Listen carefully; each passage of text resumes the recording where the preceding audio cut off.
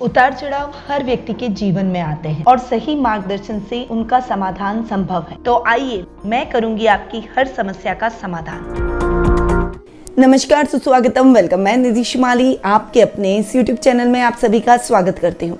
आज मैं आपके सामने सूर्य के राशि परिवर्तन की जानकारी लेकर उपस्थित हुई हूँ। सूर्य वर्तमान में अपनी खुद की राशि सिंह में विराजमान है और 17 सितंबर को वे अपनी खुद की राशि सिंह से कन्या राशि, जो कि उनकी शत्रु राशि है, उसमें प्रवेश कर जाएंगे और 17 अक्टूबर तक वे अपनी शत्रु राशि कन्या में विराजमान रहेंगे। अब तक सूर्य के रिजल्ट सभी को बहुत अच्छे मिल रहे थे और अब कुछ परिवर्तन होने जा रहा है। चूंकि कन्या राशि है, उनकी शत्रु राशि है, तो सूर्य के रिजल्ट प्रभावित होंगे। सूर्य आप सभी जानते हैं आत्मा कारक और संसार पालक ग्रह इसे कहते हैं। ग्रहों के राजा के रूप में इसे जानते हैं। ये मेष राशि में उच्च के प्रभाव दिखाते हैं और तुला राशि में नीच के इफेक्ट सूर्य के रहते हैं, यानी नीचस्थ हो जाते हैं। सूर्य जिस प्रकार पृथ्वी पर इसका प्रकाश रहता है, उसी प्रकार पूरे विश्व को ये प्रकाश देते हुए ग्रहों की स्थितियों को भी कंट्रोल करते हैं, क्योंकि ग्रहों को भी इसी से प्रकाश मिलता है। सूर्य अगर किसी की कुंडली में उच्च के हो जाए या फिर स्वग्रही हो, तो वो व्यक्ति सूर्य के समान तेजवान होता है। सामाजिक मान सम्मान प्रतिष्ठा में उसकी वृद्धि होती है। उसका प्रभाव क्षेत्र बहुत ही गहरा होता है। लोग उसकी बातों को मानते हैं, गणमान्य व्यक्तियों की श्रेणी में आ जाता है। सामाजिक पद, उच्च पद को वो प्राप्त करता है। वहीं अगर सूर्य उच्च का और स्वग्रही हो, तो वो व्यक्ति गवर्नमेंट जॉब से जुड़ा हो सकता है या फिर उच्च प्रशासनिक पदों पर वो आसीन हो सकता है। अब सूर्य के साथ दूसरे ग्रहों की गणनाओं को भी इसमें देखा जाता है, इंक्लूड किया जाता है। तो सूर्य सिंह राशि का स्वामी ग्रह है और अब तक वो सिंह राशि में विराजमान था। तब तक बहुत ही अच्छे रिजल्ट सूर्य के हमें देखने को मिल रहे थे, पर अब 17 सितंबर को वे अपनी शत्रु राशि कन्या में चले जाएंगे और उसके बाद में सूर्य के परिणाम कैसे रहेंगे उसके बारे में जान लेते हैं। तो फटाफट आते हैं सूर्य के राशि परिवर्तन पर। अब सभी 12 राशियों पर इसका क्या इफेक्ट रहेगा उसके बारे में जान लेते हैं। सबसे पहले शुरुआत करते हैं मेष राशि से, परंतु उसके पहले आपको बता दूं कि राशिगत कुछ सूर्य के विशेष उपाय भी मैं इस दौरान आपको बताऊंगी। तो सबसे पहले शुरू करते हैं प्रथम राशि यानी मेष राशि से। आपकी राशि से सूर्य पंचम भाव के स्वामी हैं और षष्ठम भाव में जाकर विराजमान होंगे। अब तक वे पंचम भाव में बैठकर बहुत ही अच्छे रिजल्ट आपको दे रहे थे, परंतु जैसे ही सूर्य षष्ठम भाव में जाएंगे, वे आपके रोगों में वृद्धि कर सकते हैं। नेत्र, हृदय, त्वचा संबंधी समस्याओं को सूर्य बढ़ा सकते हैं। थोड़ा सा आपको सावधान रहकर चलने की आवश्यकता रहेगी।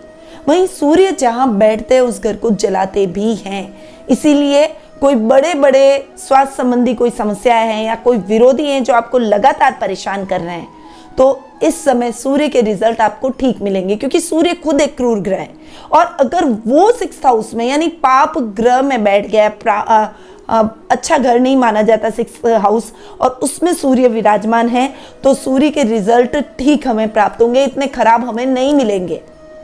अब सूर्य यहाँ बैठकर आपके काम में दिक्कतें जरूर ला सकता है, परंतु इस समय हमें सामान्य तरीके से अपने कार्यों को पूर्ण करना है।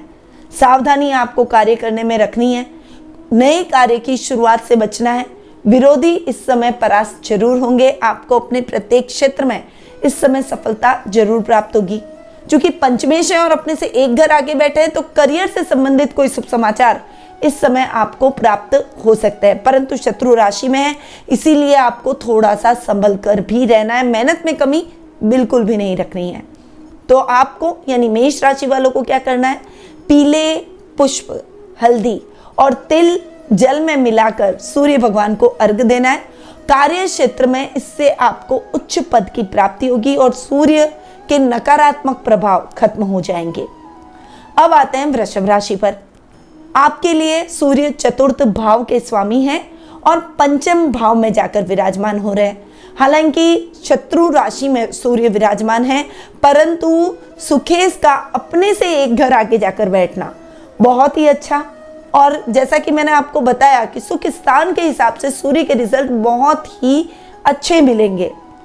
ये समय आपके सुखों में वृद्धि, आर्थिक स्थिति को थोड़ा बैलेंस करेगा। अगर बजट की प्रॉब्लम थी या कर्ज की समस्या चल रही थी तो उससे भी आपको मुक्ति दिलवाएगा।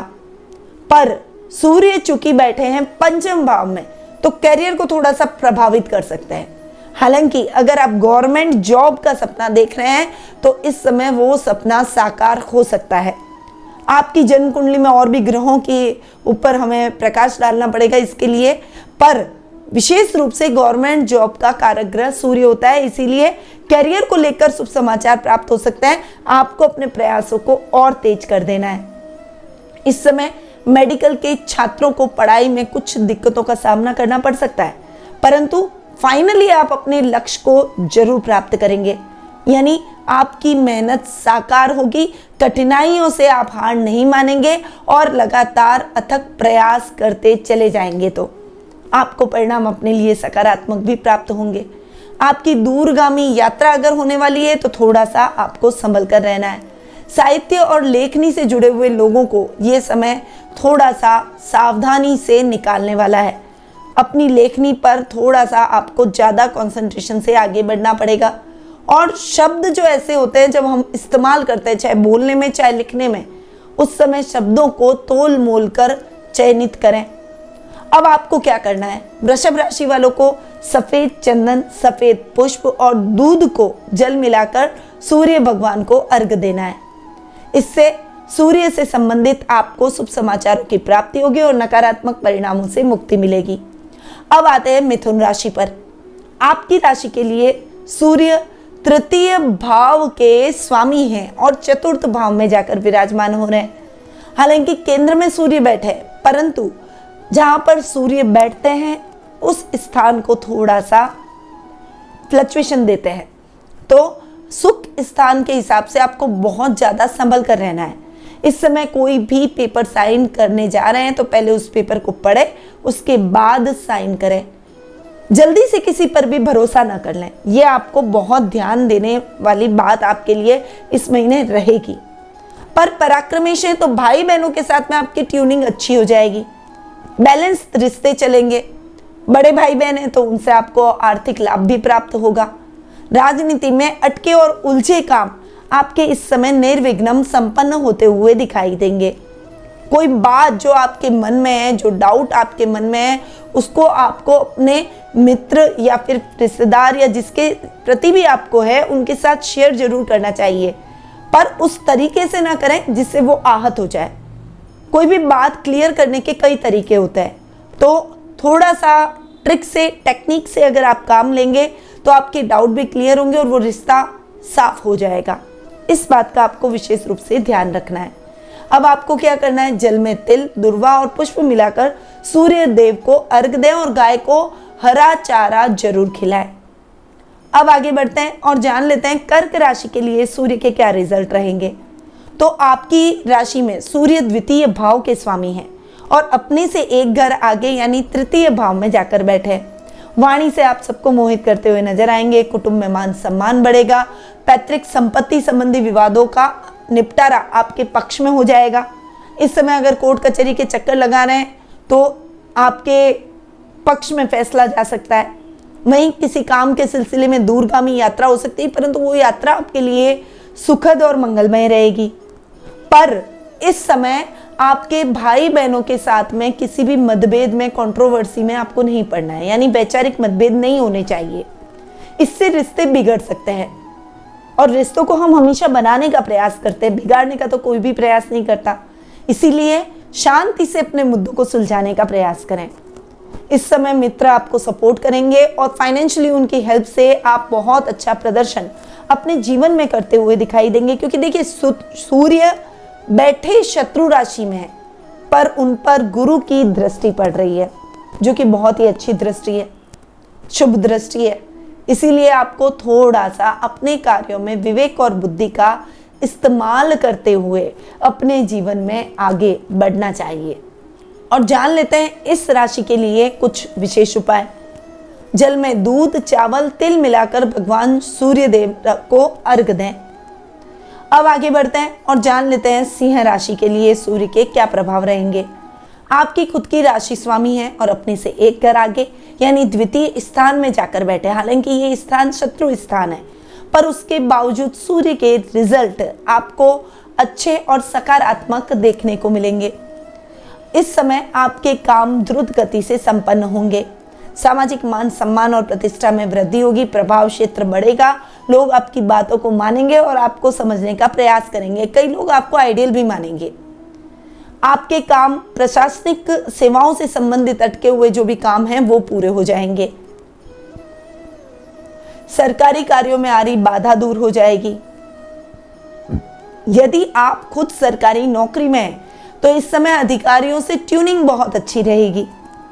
पर इस समय आपको किसी भी रिश्तेदार से मनमुटाव की स्थितियां खत्म कर देनी चाहिए, क्योंकि ये आप पर भारी पड़ सकती है और इससे आपका सामाजिक मान सम्मान घट सकता है। घर के बुजुर्गों का आदर करें और उनकी बताई हुई बातों को फॉलो करने का प्रयास करें। अब आपको क्या उपाय करना चाहिए, तो जल में कुमकुम या लाल पुष्प तथा तिल डालकर सूर्य भगवान को अर्घ दें। अब आते हैं कन्या राशि पर। आपकी राशि के लिए सूर्य द्वादश स्थान के स्वामी है और अपने से एक घर आगे जाकर बैठे हैं। बहुत बढ़िया ये सिचुएशन द्वादश भाव के हिसाब से बन रही है। खर्चों में कमी आएगी। इस समय आप के खर्चे अगर बिगड़े हुए हैं, कर्ज की स्थिति से परेशान है, आपने बहुत लोन ले रखा है या किसी से उधार ले रखा है, तो उधार की स्थितियां खत्म होगी। गुरु की दृष्टि सूर्य पर पड़ रही है। सूर्य और भी सकारात्मक परिणाम आपको देंगे। अब अगर आप जॉब्स के सिलसिले में बाहर जाकर विदेश में कुछ काम करना चाहते हैं या फिर विदेश में जॉब ढूंढ रहे हैं तो वो सपना भी आपका पूरा हो जाएगा। मेडिकल फील्ड में कुछ उन्नति, कुछ नया करना चाहते हैं तो उसके लिए भी ये समय बहुत ही अच्छा बना हुआ है। जो साइंटिस्ट है, रिसर्च का काम करते हैं, उनके लिए भी ये समय बहुत ही अच्छा है, क्योंकि सूर्य की दृष्टि गुरु पर और गुरु की दृष्टि सूर्य पर पड़ेगी। और अगर आपका गवर्नमेंट जॉब का सपना है तो वो निश्चित रूप से पूरा होगा। तैयारी को और तेज कर दीजिए। तिल, दुर्वा और पुष्प डालकर सूर्य भगवान को अर्घ दें। आगे बढ़ते हैं और जान लेते हैं तुला राशि वालों के लिए सूर्य के क्या रिजल्ट रहेंगे। तो आपकी राशि के लिए सूर्य एकादश भाव के स्वामी हैं और द्वादश स्थान में जाकर विराजमान हो रहे हैं। सूर्य का द्वादश स्थान में बैठना द्वादश भाव को ठीक कर रहा है। वहीं गुरु की दृष्टि भी सूर्य पर है, तो एकादश भाव के हिसाब से भी सूर्य के रिजल्ट बहुत अच्छे देखने को मिलेंगे। अगर आपका अटका हुआ पैसा है, कोई फंसा हुआ पैसा है, तो इस समय आपको प्राप्त हो जाएगा। अचानक धन लाभ की स्थितियां आपको वर्क प्लेस पर देखने को मिलेगी। लेवल और सर्कल बनता हुआ दिखाई देगा। विदेशों से आप अच्छा फायदा प्राप्त करेंगे। वहीं इस समय विदेश यात्राएं भी आपकी संभव होगी।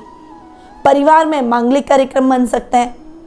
वहीं स्वास्थ्य संबंधी समस्या से आपको मुक्ति मिल जाएगी और स्वास्थ्य के प्रति अगर आप सजग रहेंगे तो आपको परिणामों की अच्छी प्राप्ति होगी। यानी अगर आप कोई स्वास्थ्य संबंधी समस्या से ऑलरेडी घिरे हुए हैं तो उसमें आपको बहुत ज़्यादा आराम आएगा।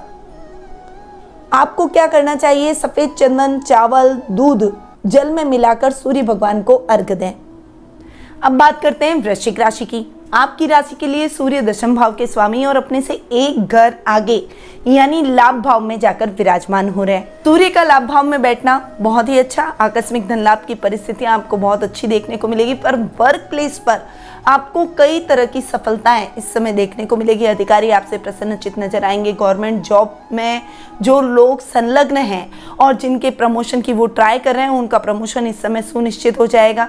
वहीं इस समय अधिकारियों का बहुत अच्छा सहयोग और तालमेल आपको देखने को मिलेगा।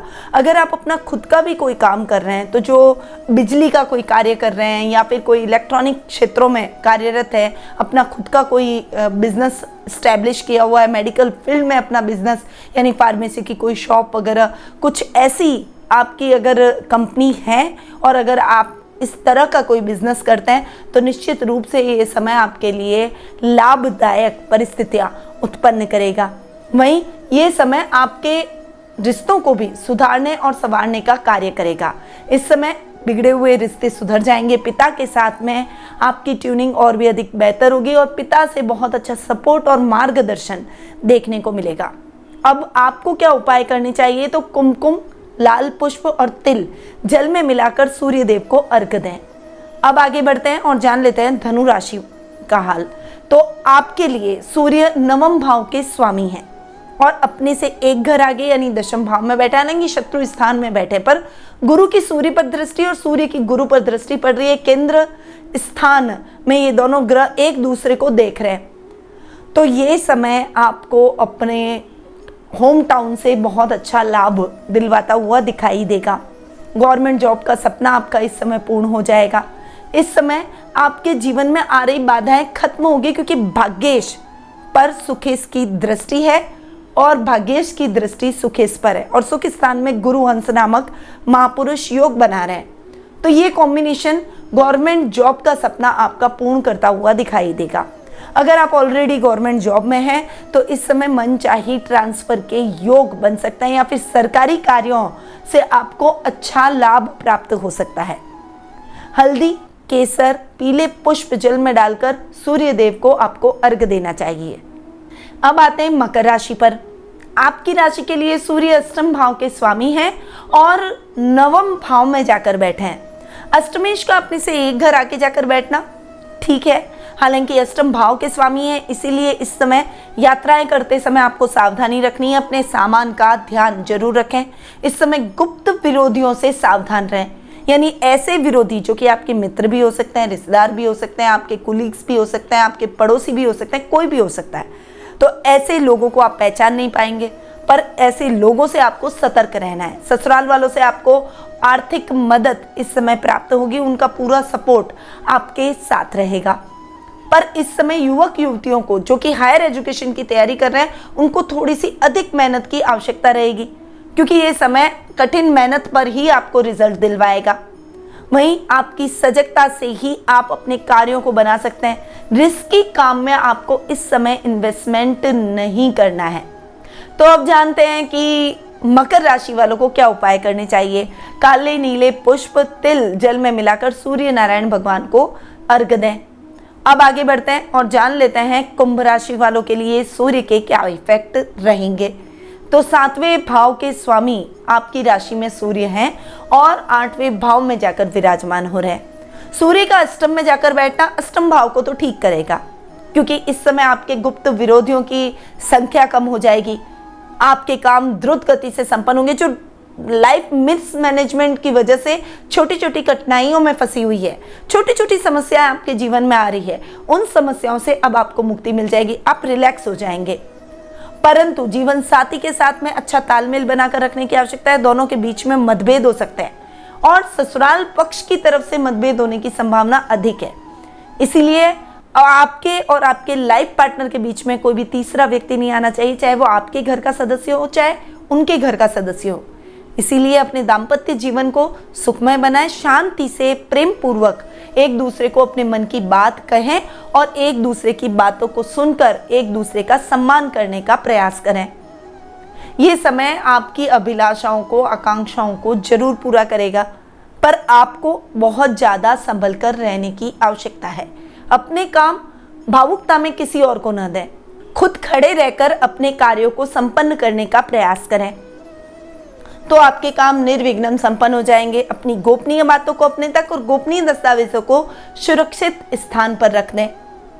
अब आपको क्या उपाय करने चाहिए कि जल में तिल, काले उड़द, सरसों मिलाकर सूर्य नारायण भगवान को अर्घ्य दें।